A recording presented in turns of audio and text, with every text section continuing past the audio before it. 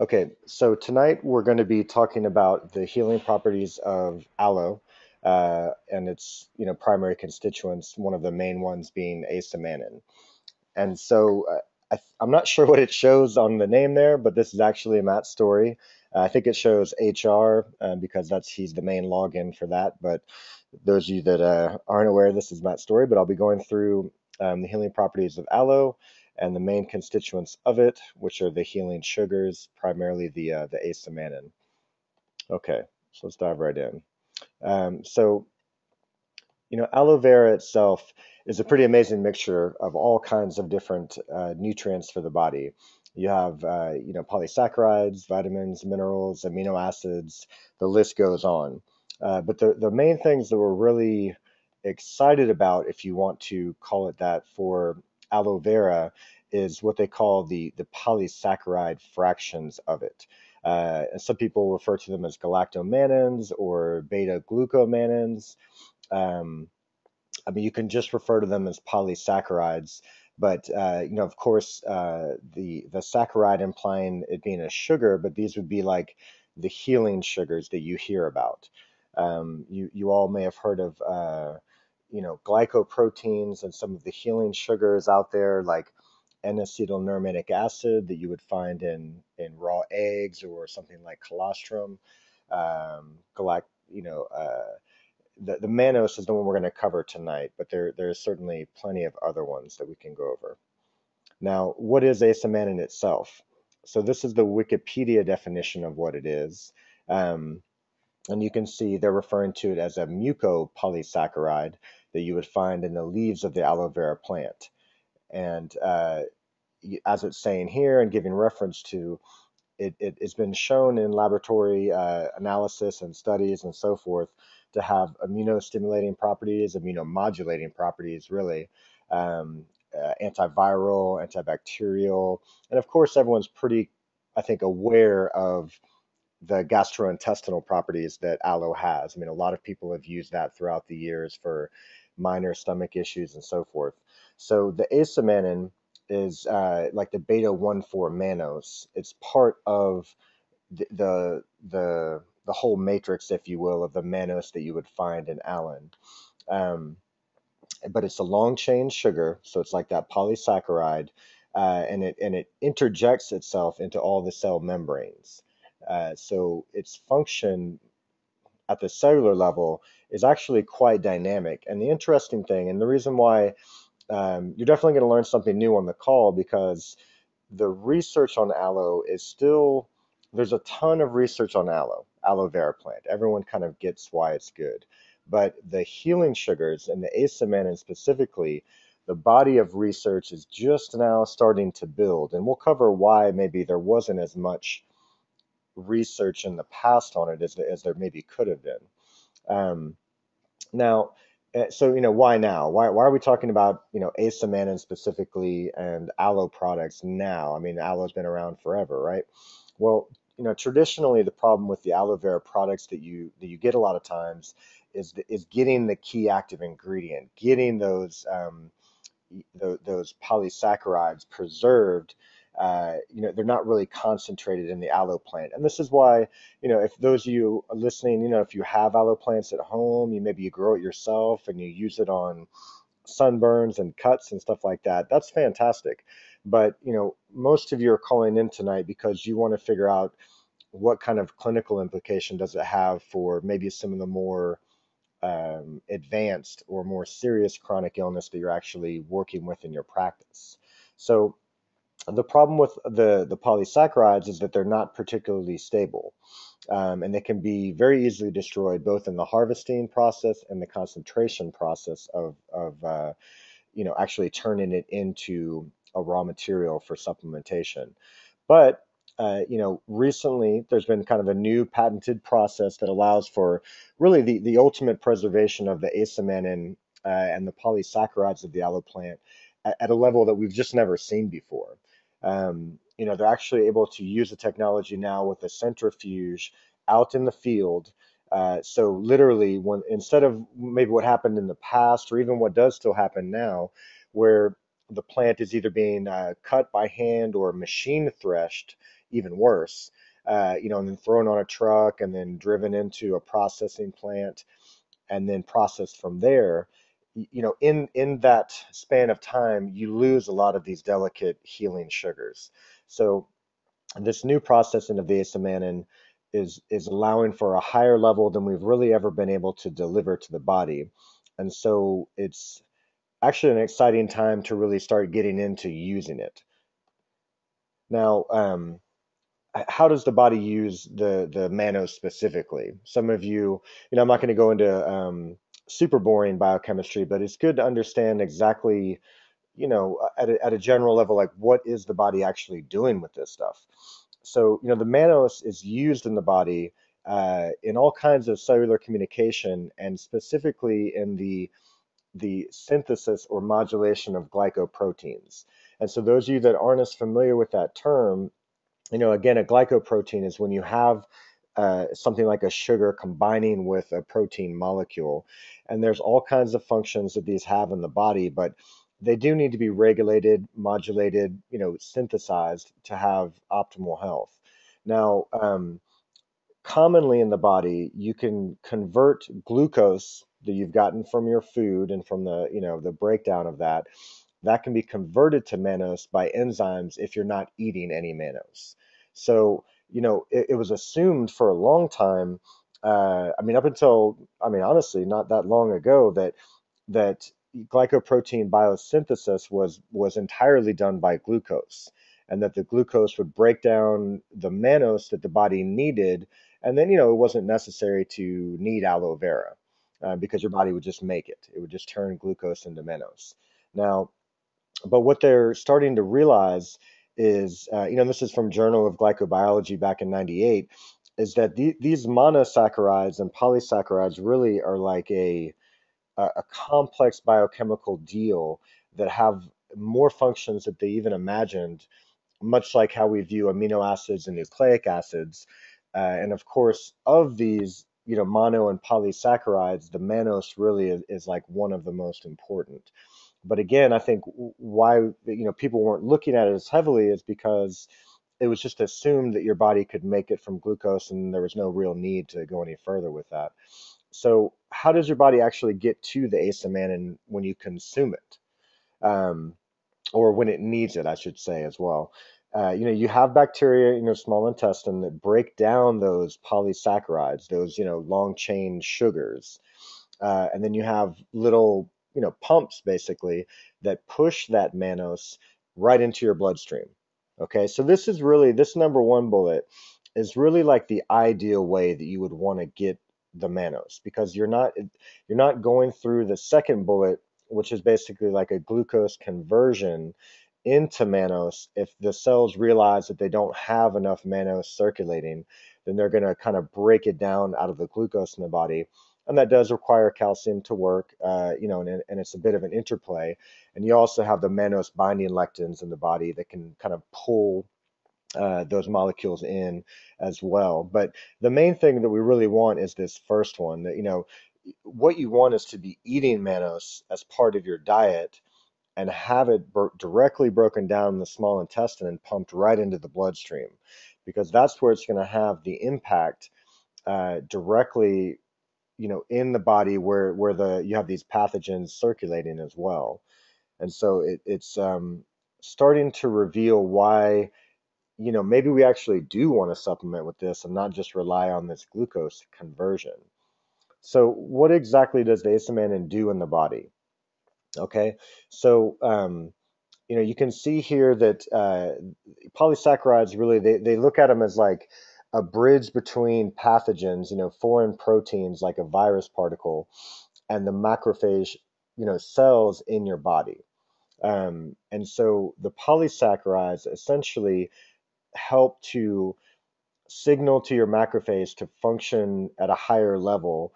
And essentially, and this is how the mannose and AceMannan get that moniker of being an immunomodulator, and that they actually work to help your macrophage function at a better level.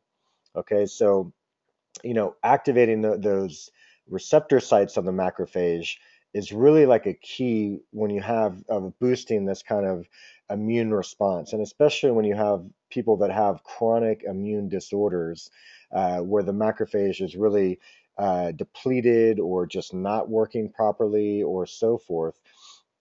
Activating the receptors, which is what these sugars can do, is a key thing. And interestingly, the polysaccharides actually can protect the bone marrow from damage from various things, various chemicals and drugs and so forth. And so if you have that kind of thing going on in your clinic, yet another good reason that you'd want to deliver those aloe polysaccharides directly to the body. So you know, you guys might be going great. I hear you, but let's see some science behind this.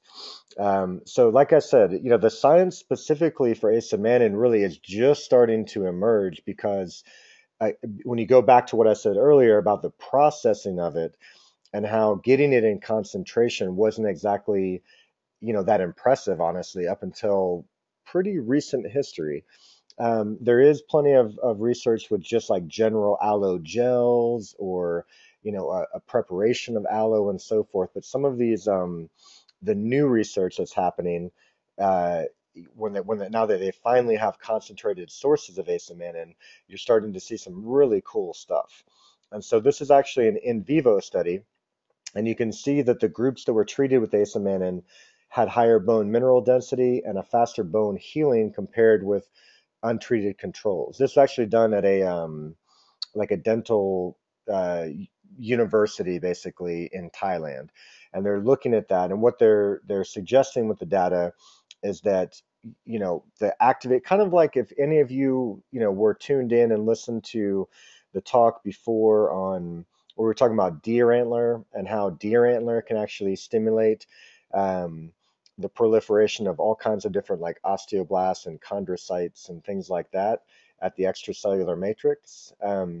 It does appear from the research that we're seeing now that the AceMannan actually has the same kind of impact as well. Um, these two, I just put the studies up here for you, and certainly, if you guys want to read more into them yourselves, you can. Chris and myself, we can always, or Corey, we can always pop those over to you. But what these are really just showing you, this study and the next one, essentially, are that, and again, these are fairly recent studies, is that yes, indeed, there is some kind of macrophage activation from the AceMannan, and now they're starting to look at, oh, okay, wow, we didn't really even know that before, but now we're starting to not only prove it, but then really understand at the immunopharmacological level, what is actually happening so that they can, go further with it. Um, Unfortunately, their version of going further is probably going to be, trying to create some patented drug compound out of it. But the good news is that we're starting to understand that yes, indeed, maybe the anecdotal experience that people have had of it having antiviral, antibacterial properties, that there's actually good science emerging to prove why that is. So this is actually a study done in Italy, and this is actually with the Aloe arborescens species of the aloe plant. But what they did was they were looking at control groups of just chemotherapy, and then groups that had, using the aloe uh, at the same time as the group, along with chemotherapy, basically. And what they found was that, I mean, the efficacy, the improvement rates, for the groups that had the aloe was significantly better. And I'm sure a lot of you on the line are kind of like, well, yeah, that's a no-brainer. If we're using, something like the aloe, of course it's going to be better than just doing chemotherapy by itself. But the good news, excuse me, is that at a mainstream science level, they're starting to recognize it as well. So you're not, kind of out there in the dark as a natural practitioner and wondering, I guess, if people are experiencing the same type of results in their practice. So really, what's the take home? I want to keep this kind of short and sweet. We're starting this format a little bit later in the evening to hopefully accommodate you guys on the West Coast a little bit better. But I want to keep it short for you so you can, wrap up your day, especially for those of you that are on Central Time as well. So, what is the take home here? What do you really need to know? Um, the really cool thing with AceMannan is that it actually will interject itself into all the cell membranes, and so this increases the fluidity and permeability of the membranes, which allow toxins to flow out and nutrients to flow in more easily.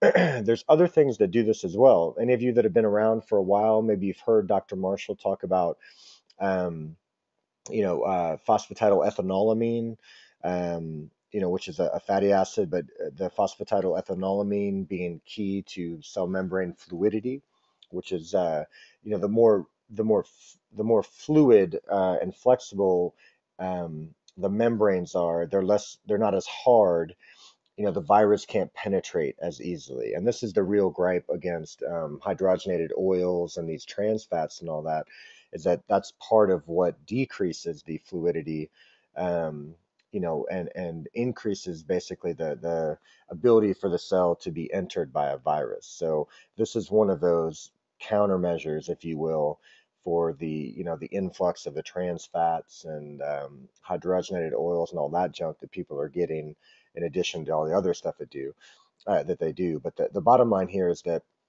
these concentrated aloe fractions, so like the AceMannan is what we're talking about, the beta 1,4 mannose. The bottom line here is that it enhances the function of your entire immune system. It's going to help to detoxify the body. It is going to help to promote the repair of tissues. You already saw that with the dental study. That really translates to any tissue in your body, not just in your mouth. Um, but as far as promoting the repair of all kinds of tissue by stimulating those osteoblasts and the chondrocytes and so forth. Um, and it does help with the elimination of invading pathogens in a couple of different ways by that macrophage activation that you saw, but then also it does have that ability to make it harder for bacteria to actually cling to the tissue. There's some other nutrients that do that as well. So, that you're using AceMannan in your practice, and you see that maybe you do kinesiology and you see that that's testing really well for them, or it's testing okay, but it's not enough to lock in something by itself. Another thing you can look at are some of these nutrients that make it more slippery, so the bacteria can't actually stick to the lining of the intestine. Um, Things like elderberry extract, some of these new high concentration cranberry extracts even make it so that the bacteria and so forth can't stick to the mucosal membrane. And it makes it so you just kind of flush them out, and you don't even get that going in the first place. But the AceMannan, these mucopolysaccharides do the same thing as well.